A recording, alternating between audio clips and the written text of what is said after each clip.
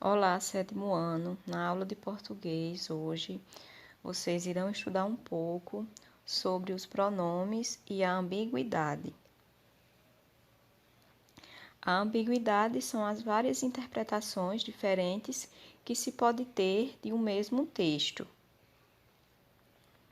Na linguística, que é um ramo que estuda a língua portuguesa como um todo, a ambiguidade ocorre quando um trecho, uma sentença ou expressão linguística apresentam mais de um entendimento possível, gerando problemas de interpretação no enunciado e dificuldades de comunicação.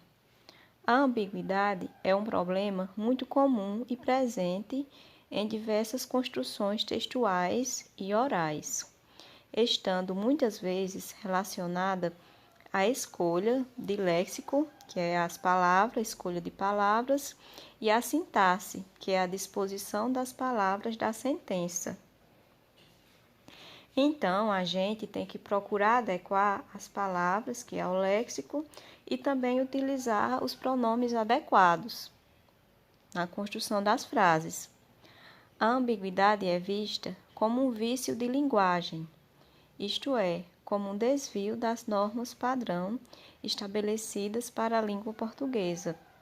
Embora seja aceitável na linguagem lírica e poética, devido à maior liberdade criativa nesse tipo de escrita, a ambiguidade é um vício que deve ser evitado em textos jornalísticos, acadêmicos e mesmo durante a comunicação informal, enquanto troca de informações objetivas e precisas, já que causa problemas na interpretação dessas informações.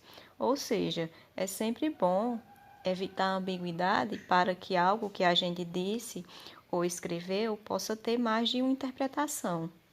Você falar uma coisa e o seu leitor, o seu ouvinte, entender outra coisa diferente daquilo que você quis passar.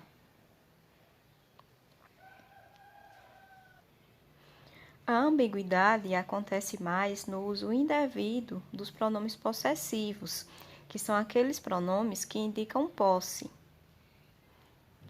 Também quando costuma ocorrer quando há mais de um sujeito na sentença e qualquer pronome possessivo ou termo que indique posse, não ficando claro a qual sujeito se estabelece a relação de posse. Por exemplo, nós não devemos usar o pronome possessivo quando na mesma sentença há mais de um sujeito, porque não vai ficar claro a quem o pronome está se referindo. Como nessa frase: Andréia pediu a Fabiano que pegasse sua mochila na sala. Essa mochila é de Andréia ou de Fabiano? Então, eu tenho essas duas possibilidades porque eu usei o pronome possessivo, sua, mas eu não identifiquei se eu estou me referindo à mochila de Andréia ou de Fabiano. Então, nessa frase, existe a dupla possibilidade de interpretação por causa do pronome possessivo sua, que foi mal colocado na oração. E relembrando que para evitar esse tipo de ambiguidade, evite usar o pronome possessivo seu ou sua quando tiver dois sujeitos em um mesmo período. Utilize o pronome dele ou dela, certo? Dele para se referir ao masculino e dela para se referir ao feminino.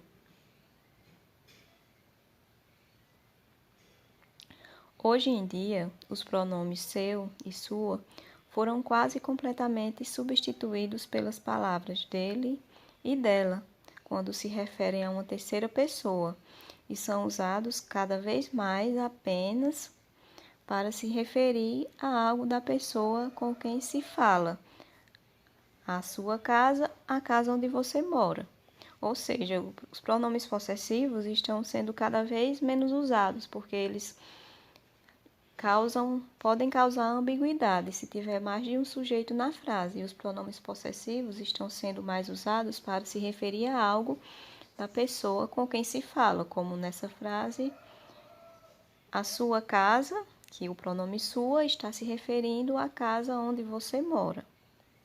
Certo, pessoal? Qualquer dúvida, falem comigo no privado, que eu estou sempre disponível para ajudar vocês.